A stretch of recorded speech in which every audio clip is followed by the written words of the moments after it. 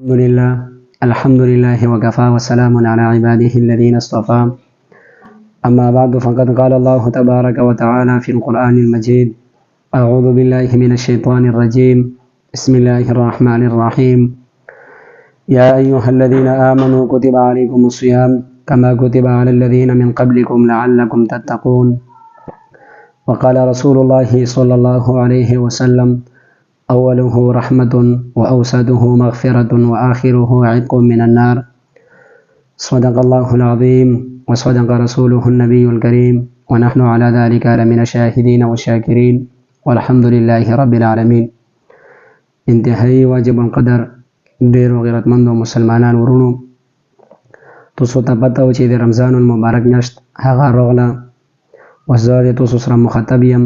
یو څو مقاصد دي.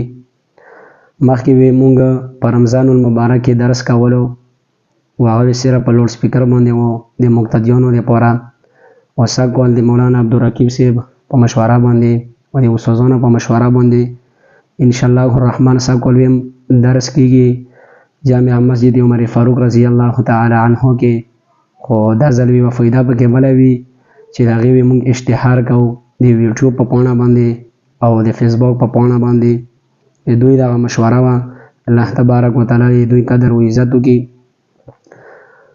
انشاءالله الرحمن مونږ به تاسو ته د رمضان المبارک چې کم آداب دي، په روژه کې کم مکروهات دي، کم مفسدات دي، همدارنګې په کمو اشیاو سره کفاره لازمیږي، په کمو اشیاو سره کفاره نه لازمیږي، دغه ټول مسایل انشاءالله الرحمن مونږ تاسو ته وقتاً په وقتاً باندې هغه وړاندې کوو. ورپسې بیا اعتکاف مسایل دي، همدارنګې اختر دی، تراویح دي، په تراویحو کې ختمونه دي، دغه ټول مسایل او دغه ټول درسونه انشاءالله الرحمن تاسو ته باقاعده د هغې اشتهار کیږي.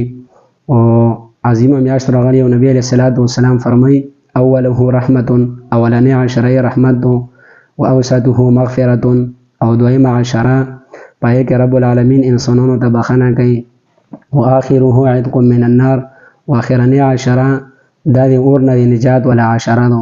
رب العالمین انسانانو ته پکې بخښنه کوي، خصوصي رحمتونه په دغه میاشت کې نازلیږي. نو انشاءالله زه امید ساتم چې موږ څومره اشتهارات کیږي، څومره بیانونه شیر کیږي، د موږ مقتدیان همدارنګې د موږ عوام مسلمانان وروڼه هغه به ترېنه فایده اخلي. الله تبارک وتعالی دې په دا خبرو باندې اول مال او بیا تاسو له عمل کولو توفیق راکړي. و آخر دعوانا الحمد لله رب العالمین.